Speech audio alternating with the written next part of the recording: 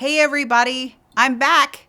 It's Christi with Chats with Christi, Christi Proctor Hurst, your host, and I'm here with my cup of coffee, and I want to talk to you today about something really cool, which I'm really surprised is back, called Grandma Chic design. So grab one, sit down, and let's chat.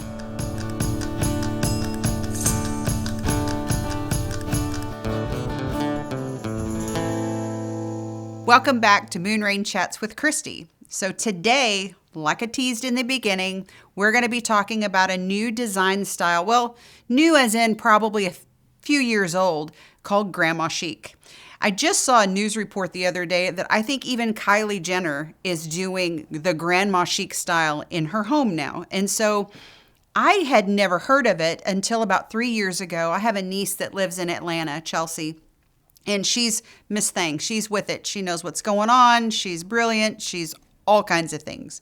So Chelsea started asking me for chintz fabric. And I'm like, you know what chintz is? So for those of you out there that don't know, remember the old shiny floral fabrics? I think back in the day they were Waverly and different brands like that. Well, all of that stuff is back in, which is very exciting to me because, and we'll get into that about how I love to mix things. So Chelsea kind of made me aware because she had been full on mid-mod for a while. And then all of a sudden she's bringing this Grandma Chic in. And I'm like, what? So saddle up. Let's talk about that because I'm really intrigued by it because one of my favorite things to do is to mix things. And there's not much more interesting to me than antiques and things. And I love things that have a meaning and a memory and a purpose, you know, like grandma's quilts. And so there's all kinds of places we can go with this topic alone. So let's talk about it today. So the first place that Grandma Chic, I think, is the easiest to do is in your bedroom. So I have several friends actually that are really obsessed with quilts and quilting. And wow, I have an antique Dutch doll quilt that I think my mom got it when she was pregnant with me. And I've been around a really long time. We're not going to talk about that age stuff right now. But I still have that antique Dutch doll quilt that my great grandmother made for me. And it's in a protective cover and everything. I never thought about bringing it out and putting it on my beds, or not my bed, but it may be a guest bedroom bed because it's older and delicate. But we got to play in the other day, a couple of friends of mine and I, with a Moonrain bedding set with her vintage quilts. And y'all, it was fun. We can do everything from velvets to florals to all kinds of things to mix with it. So I think that's a really cool thing that's coming back. You have to be careful with wear and tear, where you're going to put it, but heck, why not? So also, Grandma Chic can also be things that are really near and dear to my heart, like vintage china, things like that. So lots of color and a very collector sort of style where you've got lots of groupings. It's almost a maximalist kind of feeling. And so richness of color, saturation of color in some forms of the Granny Chic are like shabby chic in the whites and creams and things like that. So that's never really gone away. But I'm seeing more and more of the saturated colors. As with Holly's House, which you'll have to check that out in one of my episodes. It's called Holly's Tranquil Kitchen. She's got a lot of the blue and white china accents in her creamy white kitchen. Well, to me, that's another variation of Grandma Chic. And so you can pop that, if you've got the blue and white and the creams, you can pop it with any other color, orange, peach, anything like that. Okay, green. Green is my thing right now. I love the color green. And the Grandma Chic look brings you into maybe some black and white etchings or old prints. Dogs, I love this one with the dogs. It's so cute. And with the green background, it just sets a rich tone. But then popping it with a black and white sort of look on top, and then the old granny ginger check or gingham check, so cute. Another thing, if you can't do all that color, then let's go back to the neutrals.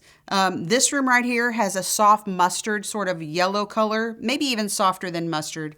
And that fabric on that sofa with that ruffled skirt on the bottom, that doesn't get more granny chic than that right there. So that one is pretty, that one really does look like someone's house in the 80s that was really into the cottage style right there. That, to me, that screams granny chic too.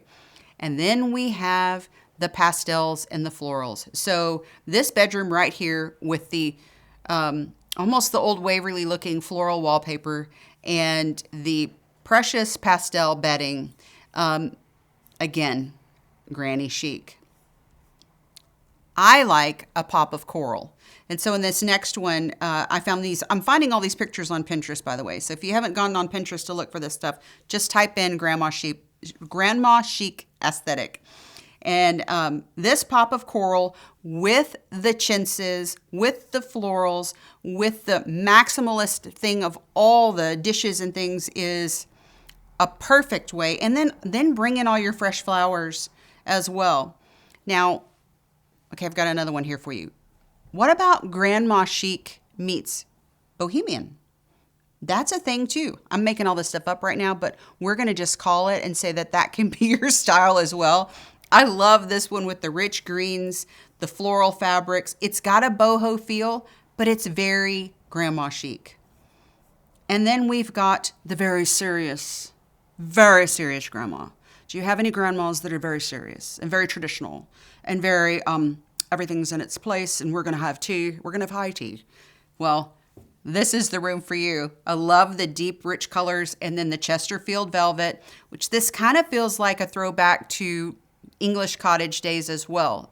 So I think this one kind of has a Ralph Lauren feel to it as well, which he was so good, he still is, so good at mixing the florals and the hunt motif and the Southwest and all the things, putting all of that stuff together. He's one of my favorite designers on the planet. So there's that. Okay. Then you get kind of a little Carol Hicks Bolton going here.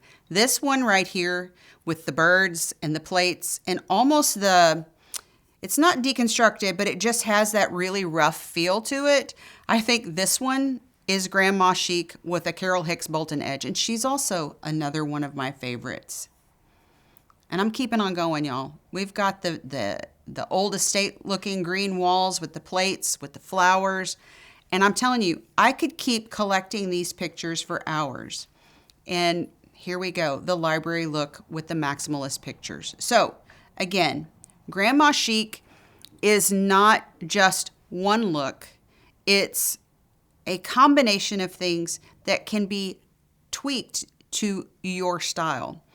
In my house, my favorite is to do that high ranch style, but bring in vintage florals, bring in brocades, add a feminine touch to things. And then I love the antique dishes. I love the maximalist groupings. My husband's really good at hanging those. I have a friend that's really good at that too.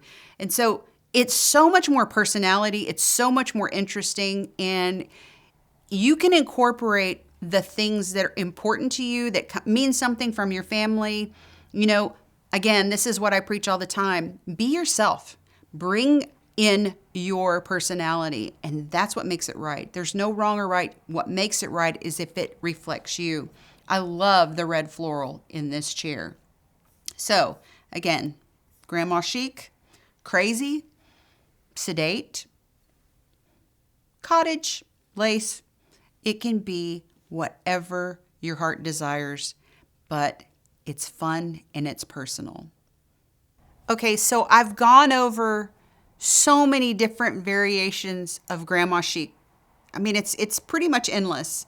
But if you want to pin it down and be specific and say, what's the quintessential Grandma Chic look? This is my interpretation of it. I'm not saying I know 100%, but this is my interpretation of it.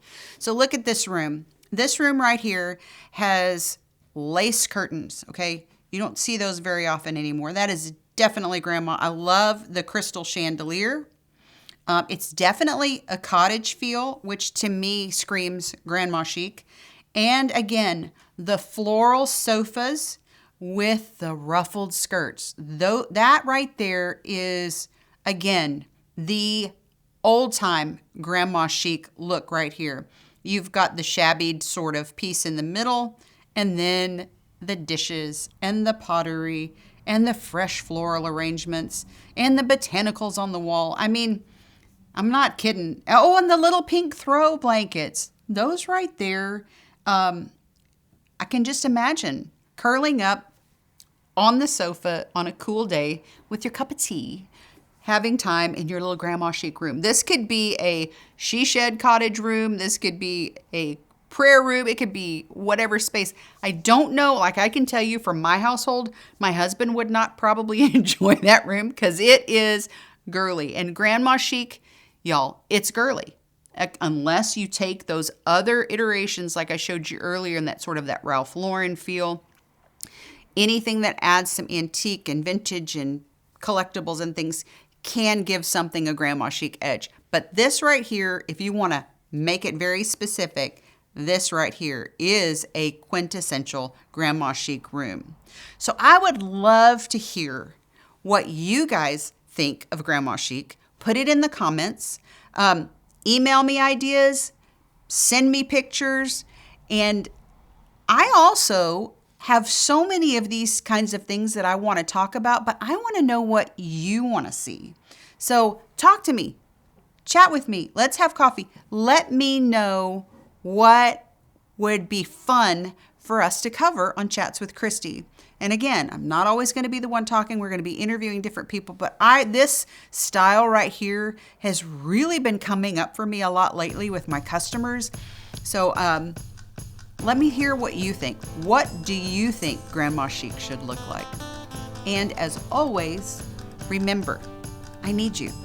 Subscribe, like, and share this with everybody. Let's get this thing going and let's increase the conversation.